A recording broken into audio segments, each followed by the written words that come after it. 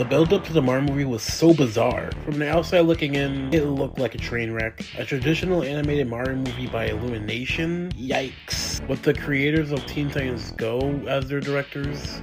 Double yikes. Even though Teen Titans Go the movie was pretty alright. In a cast composed of Seth Rogen as Donkey Kong, Keegan-Michael Key as Toad. I've got it. This guy's brother is going to die! And the main man Mario, played by Chris Pratt of all people. Bring it down hard. This movie sounded really terrible, but all that changed when the first trailer dropped. Now who's gonna stop me? Hello? Wow, it actually looks pretty good. The world and characters look facially adapted, and the animation looked actually good by Illumination standards. The voice cast was actually doing a good job. Well, except for Pratt. Bring it down hard. Mushroom Kingdom, here we come. He literally just sounded like Chris Pratt with no other alterations to his voice. It kinda sucked, not gonna lie. But everything else looks stellar.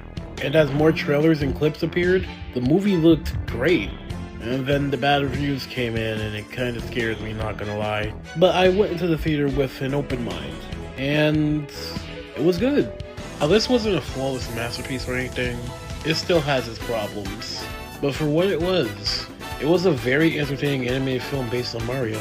And it uses the Mario source material very well. There were so many things that I loved about this movie. I loved how these characters were adapted to the big screen. I loved their updated designs, and their voice cast does a solid job voicing them. Yes, Chris Pratt wasn't as bad as I thought he was going to be. Maybe it's just Stockholm Syndrome or something, but he was perfectly fine. Keegan-Michael Key as Toad was great. Anya Taylor-Joy as Peach was good. Hashtag Playboy Queen. Seth Rogen surprisingly fit as Donkey Kong, and the best voice actors in this movie in my opinion were Charlie Day and Jack Black. Yes! You just got Luigi! They just perfectly blended into their roles, especially Jack Black. The animation was really good. It still has that annoying Illumination sun glow that makes the colors look faded, but it's not as noticeable as it usually is. But the set designs are just jaw-dropping to look at. The designs are actually good this time around, and the action scenes are just so fun and creative. There is one flaw with this movie, and unfortunately it's kind of a big one. The story isn't that well written. It's not exactly badly written per se, but yeah, it's pretty lackluster. Not only does the runtime feel too short, but the movie also feels like it's on fast forward. And in the result, it misses out on having character moments. And it sucks, because the few character moments it has, they're actually well done. Mario and Luigi's bond is genuinely amazing in this movie. Too bad Luigi is stuck in a cage for most of the runtime. Plus, there's this nice scene with Mario and Peach after Mario failed the training course. Cute. It's only like 10 seconds. And then there's this scene with Mario and Donkey Kong trapped in a hill. You'd think this will lead to a good character development moment, but it just teases the idea and then it ends. Yeah, it's weird. And also, if you're not familiar with the games, you're gonna be lost a lot of times during this movie. There are a ton of references in this movie, to the point that they use it for major plot points as well. Of course, me being a huge Mario fan, I can look past that. But others can't, unfortunately. Also, the post-credits scene is actually lame. It's not worth sticking around to see what it is. Oh yeah, I forgot. They use like random pop music in the movie.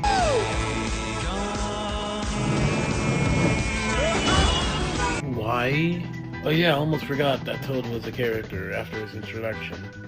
You could have just easily written him out after Mario meets Peach, and nothing would change. I still like him, I just wish he had more of a bigger role. But even with those problems, I still really do love this movie. That is cinema! It's just a movie that the kid me would love to bits. I still do think that ultimately Nintendo should have gone with DreamWorks for a Mario adaptation. Like, imagine Captain Underpants, but Mario. That would have been epic. But this is quite possibly the best case scenario for Illumination Mario movie. Currently, I think this is their best film to date. And yeah, it's not exactly a high bar to reach, but it still surprises me that they made an above average movie, let alone a good one.